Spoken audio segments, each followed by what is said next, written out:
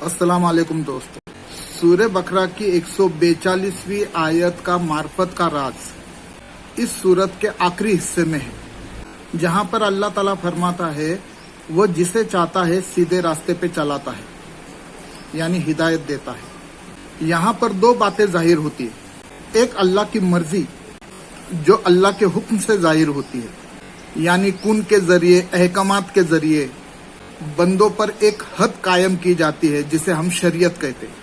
अल्लाह की मर्जी यानी शरीयत बंदे की तरबियत करती है, बंदे को तमीज और तहजीब की तालीम देती है, अच्छे बुरे की समझ देती है, ताकि बंदा फर्माबरदार बने, शुक्रगुजार बने, डिसिप्लिन में रहे, उसका खुद का एक वजूद बने, खुद का एक स्टैंड बने, उसकी खुद की एक मंजिल तय हो और उस मंजिल को लेके उसका मकसद तय हो।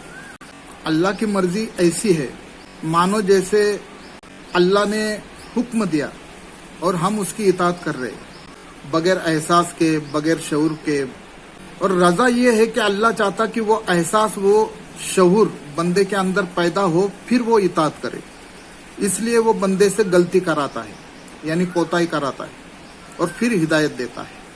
उसी तरह इस आयत में काबा शरीफ को किबला करार देना अल्लाह की मर्जी थी, यानी हुजूर सल्लल्लाहु अलैहि वसल्लम के पीछे रुक करना यह अल्लाह की मर्जी थी।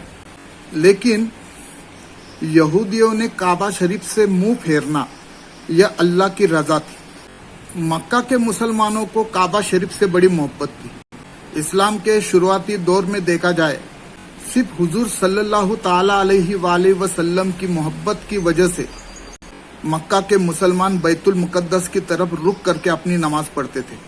लेकिन मदीने के मुसलमानों का झुकाव दोनों तरफ था, बैतुल मुकद्दस की तरफ भी था और बैतुल हरम की तरफ भी था।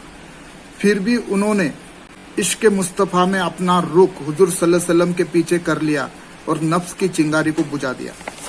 यानी लगभग तमाम मुसलमानों की तमन्ना थी मस्जिद हराम यानी काबा शरीफ को किबला करार दिया जाए, जिसकी बशारत इस आयत में उतारी गई है। मार्फत का राज ये है कि अगर बंदे का रुख अल्लाह और उसके रसूल सल्लल्लाहु ताला अलैहि वसल्लम या हक की तरफ है, तब अल्लाह की रजा के साथ अल्लाह की मर्जी भी शामिल हो जाती है।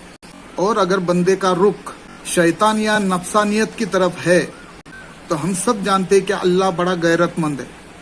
इस अलामत में बंदे की मर्जी अल्लाह की रजा बन जाती है, लेकिन इसमें अल्लाह की मर्जी नहीं होती।